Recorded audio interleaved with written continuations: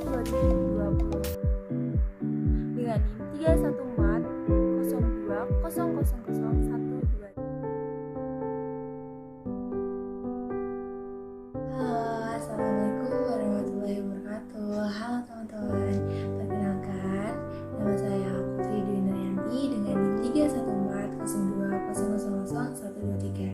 Di sini aku mau jelasin mengenai faktor-faktor kemajuan dan keruntuhan peradaban negeri Sabah. Ini merupakan tugas dari matkul peradaban Islam. Kemajuan dan keruntuhan negeri Sabah. Sebelumnya, Sabah adalah sebuah kerajaan di abad klasik yang berdiri sejak 1300 sebelum Masehi, terletak di wilayah Yaman saat ini. Apakah teman-teman tahu sebelumnya siapakah Sabah itu? Sabah dalam hadis Warwah bin Musaid, Rasulullah SAW pernah ditanya oleh seorang laki-laki, "Ya Rasulullah, kabarkanlah kepadaku tentang Sabah. Apakah Sabah itu? Apakah ia adalah nama sebuah tempat ataukah nama dari seorang wanita?" Beliau pun menjawab, yang artinya dia bukanlah nama suatu tempat dan bukan nama wanita, tetapi ia adalah seorang laki-laki yang memiliki 10 orang anak dari bangsa Arab. 6 orang dari anak-anaknya menempati wilayah Yaman dan 4 orang menempati wilayah Syam. Hadis riwayat Abu Daud nomor 3988 dan Tirmizi nomor 322. Kerajaan Sabah. Nah, sebelum kita lanjut mengenai faktor kemajuan dan keruntuhan negeri Sabah, kita sebaiknya harus mengetahui apa itu kerajaan Sabah. Jadi, awalnya kerajaan Sabah dikenal dengan dinasti Mu'inah, sedangkan raja-raja mereka dijuluki sebagai Mu'rib Sabah. Ibu kotanya Sarwah.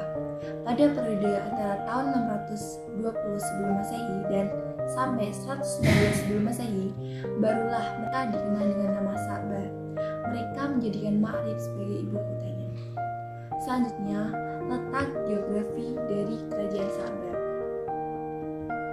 Dahulu, secara garis besar wilayah Jazirah Arab dibagi menjadi 2 bagian, bagian utara dan bagian selatan Arab. Bagian Arab bagian selatan lebih maju dibandingkan Arab bagian utara. Jadi, Arab bagian selatan lebih maju dibandingkan dengan Arab bagian utara. Mengapa hal itu terjadi? Jadi, masyarakat Arab bagian selatan adalah masyarakat yang dinamis dan memiliki peradaban. Mereka telah mengenal kontak dengan dunia internasional karena pelabuhan mereka begitu terbuka bagi pedagang-pedagang asing yang hendak berniaga ke sana. Sementara orang Arab utara adalah mereka yang terbiasa dengan kerasnya kehidupan yang pasir. Mereka kaku dan lugu karena kurangnya kontak dengan dunia luar. Tentu saja geografi sejarah kerajaan Sabah sangat mempengaruhi bagi kemajuan peradaban mereka. Nah, selanjutnya kita akan masuk ke dalam materi inti dari pembahasan ini, yaitu faktor-faktor kemajuan dan keruntuhan dari negeri Sabah. Jadi, kemakmuran kaum Sabah. Faktor-faktor yang menyebabkan kemakmuran bagi kaum Sabah, yaitu yang pertama adalah kerajaan Sabah terkenal dengan hasil alamnya yang melimpah. Orang-orang banyak yang berhijrah dan bermitra dengan mereka. Perekonomian mereka begitu menggeliat hidup dan sangat dinamis. Yang kedua, tanahnya sangat subur, menghasilkan berbagai macam buah dan sayuran. Di sana tidak ditemukan nyamuk, lalat, serangga, kalajengking, dan ular. Yang membuat tanah di Ma'rib atau Sabah menjadi subur adanya bendungan Ma'rib atau juga dikenal dengan nama bendungan Arim, negeri yang subur dan makmur. Nah, yang ketiga adalah adanya bendungan Ma'rib. Bendungan ini mendistribusikan airnya ke ladang-ladang penduduk dan juga menjadi sumber air di wilayah Ma'rib atau Sabah, sehingga tanahnya pun menjadi subur. Dengan dibangunnya bendungan ini, orang-orang Sabah tidak perlu lagi khawatir akan kehadiran penghabisan air dan merebutkan sumber air, karena bendungan tersebut sudah menjamin kebutuhan air mereka, mengairi kebun-kebun, dan memberi minum ternak mereka. Literatur sejarah menyebutkan bahwa yang membangun bendungan ini adalah Raja Saban bin Yashub. Yang keempat adalah menguasai teknologi yang tinggi dan perekonomian yang dinamis. Yang kelima adalah para pedagang negeri Saba adalah pedagang handal dan penguasa ilmu geografi yang baik. Nah, tadi merupakan faktor-faktor yang mengakibatkan kemakmuran dari negeri Saba. Yang selanjutnya adalah keruntuhan atau kehancuran dari negeri Saba atau kaum Saba. Yang pertama adalah kaum Saba kembali ke agama nenek moyang mereka, menyembah matahari dan bintang-bintang. Mereka tidak mau kembali ke agama monoteisme atau mentauhidkan Allah dan tidak menyekutukannya dengan sesuatu apapun. Dan Allah pun mencabut kenikmatan Subhanahu wa ta'ala.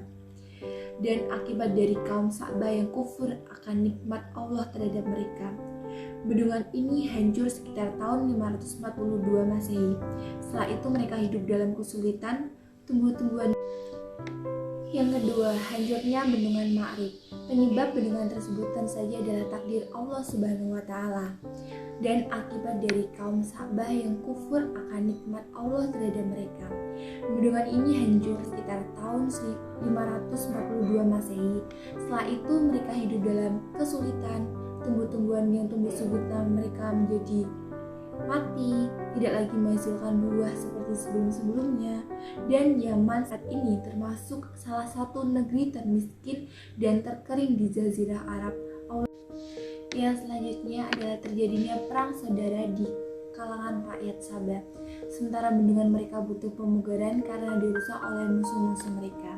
Yang selanjutnya adalah dengan hancurnya bendungan, tumbuh-tumbuhan jadi tidak subur dan ketersediaan pangan tidak terpenuhi, serta bukan lagi menjadi pengekspor pangan untuk negeri-negeri yang lainnya. Dengan kisah negeri Sa'bah dapat kita simpulkan, kisah negeri Sa'bah yang diabadikan oleh Al-Quran memberi ibrat atau pelajaran penting. Inilah kemajuan peradaban materi yang tidak diimbangi dengan kekuatan rohani akan melahirkan manusia yang angkuh, melampaui batas, dan lupa pada penciptanya. Penduduk negeri Sa'bah yang tadinya religius dan taat pada Allah dan berpegang pada moralitas dalam berkehidupan, berubah menjadi kaum materialistik dan sekuler serta menentang para utusan Allah Subhanahu wa ta'ala.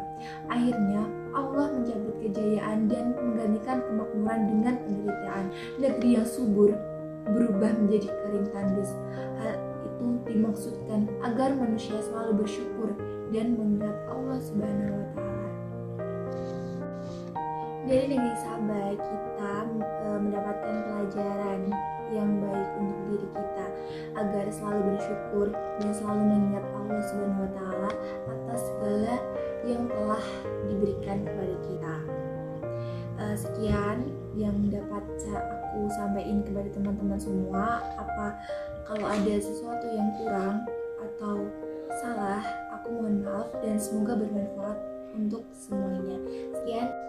Sekian dari saya. Apabila ada sesuatu yang kurang berkenan dan salah, saya mohon maaf. Semoga materi tersebut yang sudah saya sampaikan bisa bermanfaat untuk kita semua. Sekian, terima kasih. Wassalamualaikum warahmatullahi wabarakatuh.